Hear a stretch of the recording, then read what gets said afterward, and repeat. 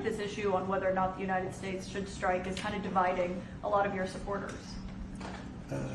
No, my supporters are for me. My supporters are America first. They make America great again. My supporters don't want to see Iran have a nuclear weapon.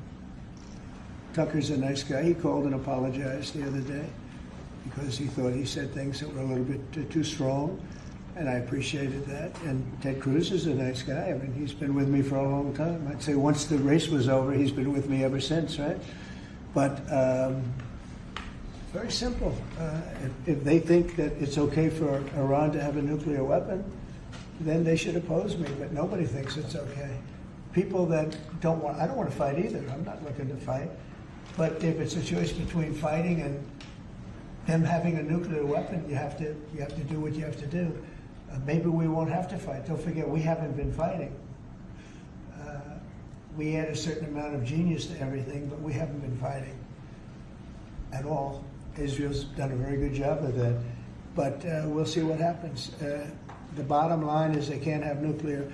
And if Ted, I can't imagine that Ted Cruz said it's okay for Iran to have nuclear, including Tucker.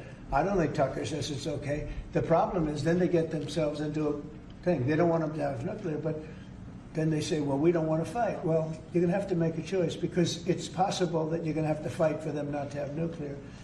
And it's interesting because I did ask Tucker, I said, well, are you okay with nuclear weapons being in the hands of Iran? And he sort of didn't like that. He didn't want to really, but he sort of didn't like that.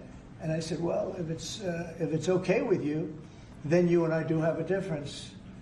But it's really not okay with him. Therefore, you may have to fight, and maybe it'll end, and maybe it'll end very quickly. But there's no way that you can allow, whether you have to fight or not, you can allow Iran to have a nuclear weapon because the entire world will blow up. I'm not going to let that happen.